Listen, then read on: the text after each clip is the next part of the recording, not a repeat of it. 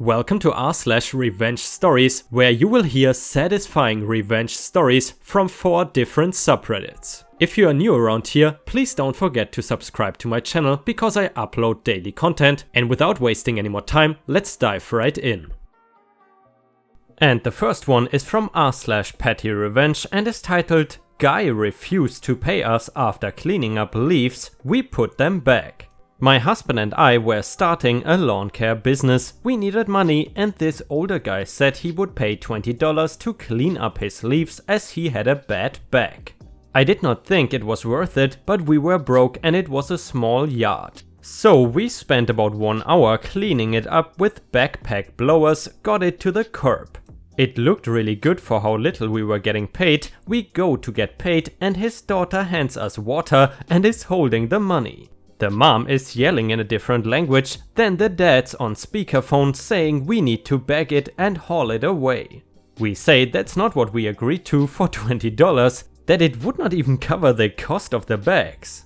He says $20 is more than fair and he is not paying it unless we haul them away. The daughter is saying to just pay us. This goes on for a few minutes. We realized we were not going to get paid. I had filled 2 bags from the backyard, so I took them and dumped them in the yard and put the empty bags in my truck.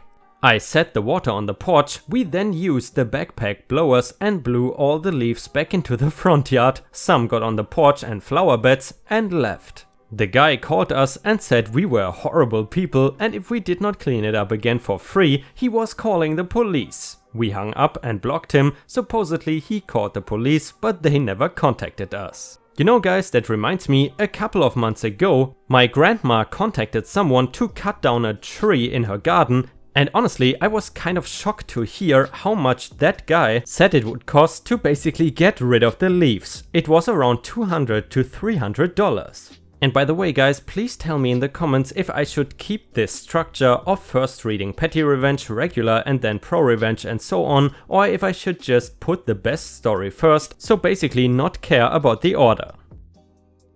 And the next one is from r/Regular Revenge and is titled "Don't insult your only employee if you don't know how to manage your own business." Backstory: I worked in the vaping industry from 2013 to 2019, 4 of those years were in management. My real passion is graphic design though. I grew up around art and my mother is a professional photographer and introduced me to Photoshop when I was 12 years old, which was in 1999.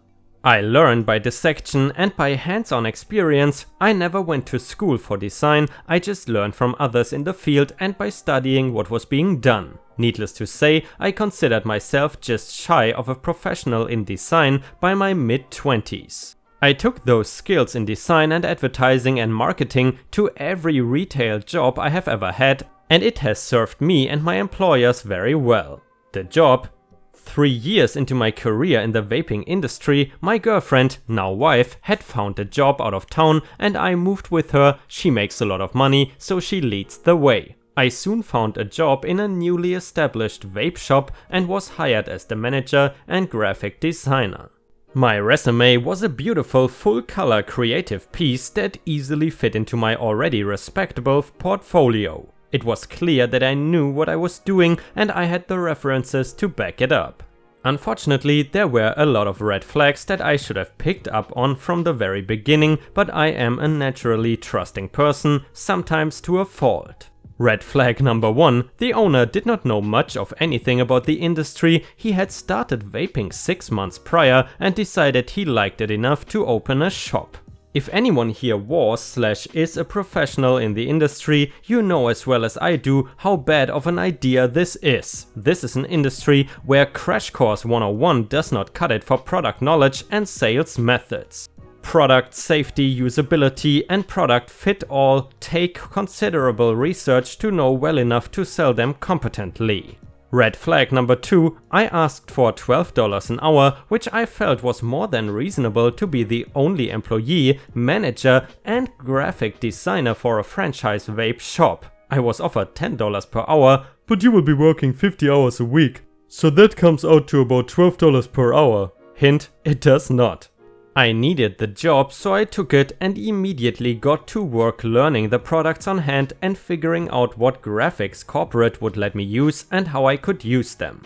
Red flag number 3, I know my products, I know the chemistry and the science behind devices and liquids. Dark juice is not bad, but the owner thought it was. A quick rundown of the science behind it netted me the response, I don't think you know what you think you know. Out of all the quotes here, this one is 100% verbatim and you will see it again. Red flag number 4, this was a new shop with few customers, sales were sporadic if they happened at all. The owner did not have the capital for an advertising budget, so everything was word of mouth and the small magnet on the side of his moving business truck that I designed.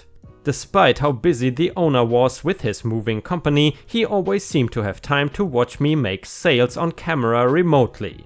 As soon as a customer would leave, the phone would ring and I would be haunted by questions about what they bought, why didn't I upsell them, and a list of ways I need to do better and sell the high dollar products. Selling people things they don't need is a great way to never have return customers. Red flag number 4, there were 2 more situations where the phrase I don't think you know what you think you know was used. Unfortunately, I had long since given up trying to push this business forward that I cannot even remember what they were about, except that it involved my expertise in design and marketing.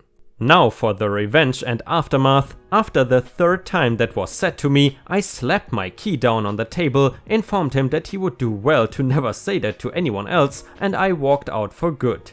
The revenge part is that he had just stopped in to resupply himself and he very much needed to get back to his moving company clients. Well, that is not going to happen tonight. F you, good luck closing the store you know nothing about. Now he had to spend more than he was paying me to cover workers for his moving company, all while trying to sell products he was not familiar with.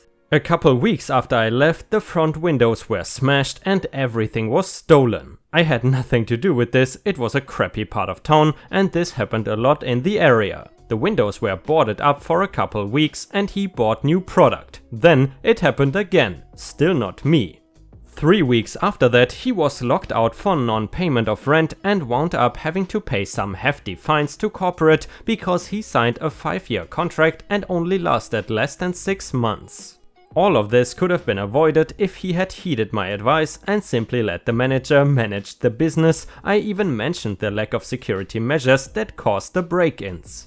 Unfortunately, he clearly knew better than I did, and the perfect revenge was to upturn his entire working life to prove him very, very wrong. I guess you could say he does not know what he thinks he knows. And guys, I'm curious, have you ever worked in a job where the boss thought he knew more than you, but he was actually super incompetent? Let us know in the comments, and while you're at it, please don't forget to give me some star emojis in the comments and also like the video to support me. Thank you so much in advance. And now let's continue with a juicy pro-revenge story.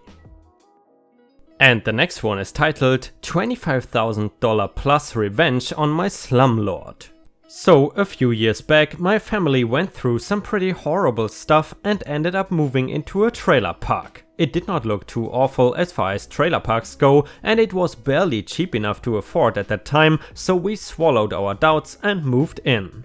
The first night, we discover there are bedbugs and roaches, report the problem to the landlord the next morning, and he says we must have brought them in. That was our first clue that living there was going to be a problem. Fast forward a couple of years and we've got roaches that are immune to every poison on earth. No amount of cleaning can even get rid of the smell of the bugs, and yes, they smell. There is a water leak every couple of weeks and the landlord just sends a guy out to cut down the existing water hoses and refastens them every time instead of replacing the rotting water lines. Our water heater is falling through the floor, rats and opossums are coming up through the heat vents in the floor. The ceiling leaks and there's a spot in the floor where you can stomp and knock power out to half the trailer. It was horrible. Every time we complained or asked for something to be fixed, anything, this fat a-hole would say it was our fault. He never treated for roaches. We did manage to kill off the bed bugs, but only after spending almost $1,000 and literally steam cleaning every inch of the place, never fixed the gaping holes in the heating conduits under the trailer, never fixed the leaks in the ceiling, even being threatened by the health department did not get this guy off his ass. So we got another slow leak, this time behind the bathtub. It was a wet winter, so our yard was a swamp anyway. The landlord paid the water bill and the meters were set up, so it was impossible to tell which trailer had the leak. So we decided to just let it leak all winter long. The first month he was complaining in the office one day about how high his water bill was. By the second month the leak had started spraying water at the back of our tub, so it was bigger, his water bill went up again. By December it was obvious there was a big problem and he called the water company out to investigate. We turned our water off while they were there, so they could not pinpoint the leak if they pressure tested the lines, which they did not do anyway, and as soon as they left we turned it back on. By January his water bills were so high that his partner came up thinking he must be embezzling funds from the utility account. They called the water company again and were told that the only way to fix the problem would be to seal the main water line that ran the entire length of the park. Basically, a crew comes out and blows a high pressure stream of some chemical that hardens on contact with the walls of the pipe and seals them, and it is a long pipe. The repair estimate was $25,000 for a problem that did not even exist. For 5 days, the crew was at the park blowing this funk into the pipe and checking to see if they had fixed the leak. We waited until the entire length of the pipe had been coated, then fixed the leak ourselves. It cost us $14. I gotta say guys, that was one genius pro revenge. And the last one is from r/nuclear revenge and is titled "Parking Spot Stealing Douche Waffle Gets His Lexus Set on Fire."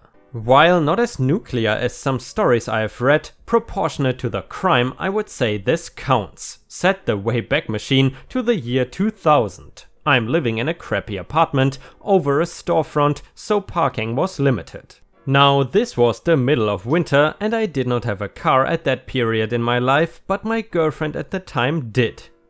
She was coming over in a couple hours and finding parking on the street is a gamble, so I wanted to dig out a parking spot for her out of the snowbank in the alley behind my building.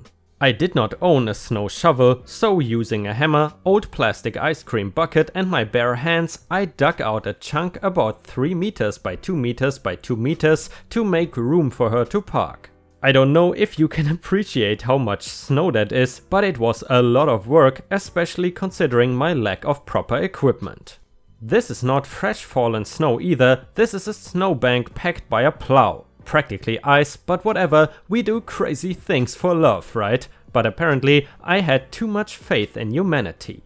I thought the cardboard sign I left in the newly cleared parking spot that said, "I spent an hour and a half digging this out for someone specific. Please do not park here," would be enough. Nope, would not be writing this if it had been. Naturally, some thunder idiot of a Lexus owner threw the sign in the dumpster and stole the spot. I remember it was red.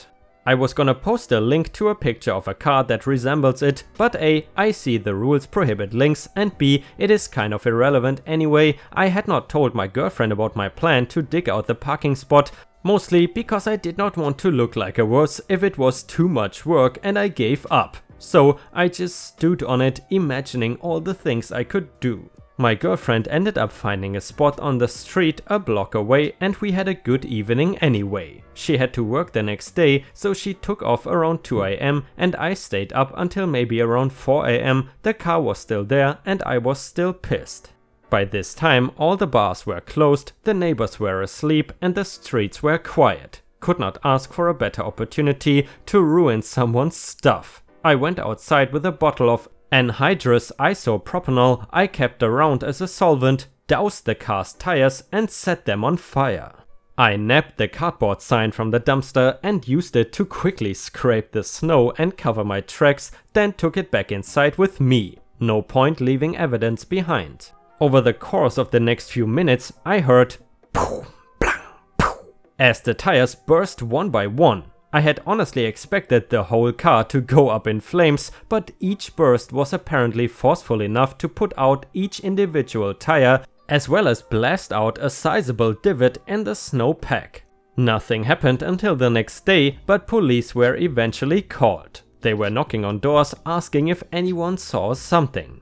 Nope, sorry, must have slept right through it. Good luck, officer, hope you catch the guy. I turned on my police scanner to keep tabs on things, mostly out of fear of getting caught. But there were no witnesses and I learned the owner only had liability insurance. What kind of idiot buys a Lexus but not full coverage? I would soon find out.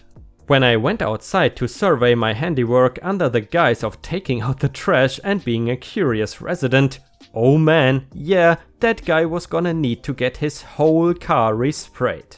The car looked fine structurally, but I did probably more than 2 grand worth of cosmetic damage, not to mention needing 4 new tires. I also got a look at the guy who owned the car, and the image I had created in my head of what a person would look like that would so unapologetically steal someone's hard work was completely accurate. He was a grade A first class board certified textbook douchebag, orange fake tan, way too much hair product, leather pants, weapons grade douchery, a decade before Jersey Shore was a thing. I regret nothing. Never saw that car again, got away scot-free. Damn, does anyone remember Jersey Shore? Honestly guys, that was one of my favorite TV shows back in the past. I'm sure I've watched probably every season of that, and potentially every season had a negative impact on my brain. Who knows? And with that, we have reached the end of the video. I hope you enjoyed today's content, and if you did, please don't forget to subscribe to the channel to join our amazing community. Furthermore, don't forget to go to r/ripe stories on Reddit to post your own stories if you want me to read them out in a video. I hope you have a fantastic day, and I see you again tomorrow.